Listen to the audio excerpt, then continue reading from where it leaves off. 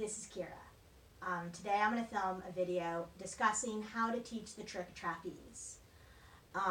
First, I'm going to discuss some of the more common methods I've seen people use to teach trapeze, both in person and in video. And then I'm going to discuss one little alternative method that I use to enhance those methods that sometimes helps people learn trapeze just a little bit easier. Naturally, with any trick, I recommend you watch as many videos and ask as many people as possible. Sometimes, for the same trick, I've asked 5 different people how they do it and to teach me it, and I've learned something from each of them. And you wouldn't think that with the same trick, because you think everybody does the same trick in the same manner. So, trapeze. In general, trapeze comes from a breakaway throw, where you have your arm like this. You'll notice more advanced players just have it like this and just do a flick of the wrist like that. In your beginning, you learn like this.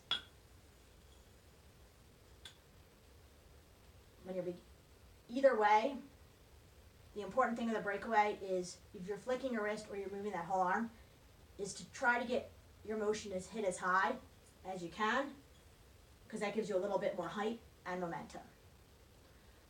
And to have your yo-yo on your hand like this position, so the string will come off the yo-yo like this.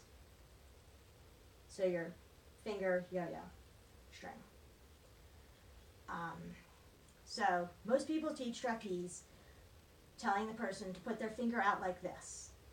Then they do the breakaway throw, and they work on landing it on the string. So the concentration in this method of teaching is gaining the ability to aim and land on a string. A vital tool in learning to yo-yo.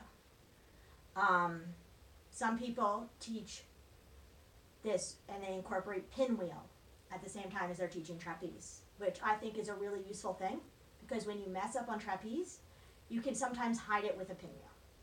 So I'll show you a pinwheel. So landing on the string of the trapeze, if you go in the front of the string and bring your pointer finger down, you get this pinwheel motion.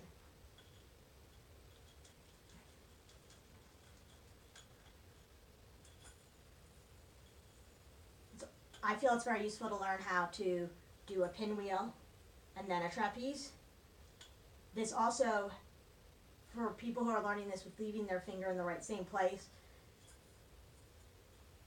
this also, by doing the pinwheel, it gives you a second chance to land it and slightly more control. That was a front side pinwheel. You can also do a pinwheel to the back of the yo-yo. But instead of bringing your finger down like I was just doing the front side, you have to bring your finger down and around like this. Sorry, landed it.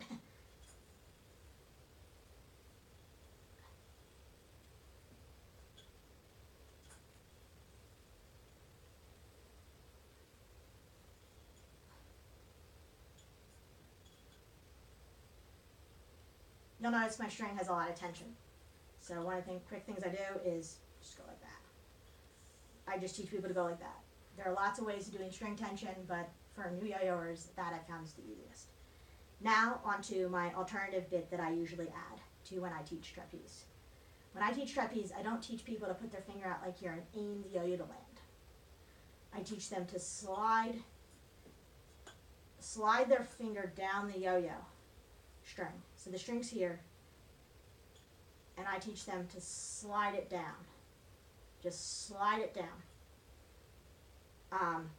This sliding it down, when you're sliding, you're pushing it down, the string down slightly, and you stop sliding when you're about halfway to your distance where you want to have your trapeze land.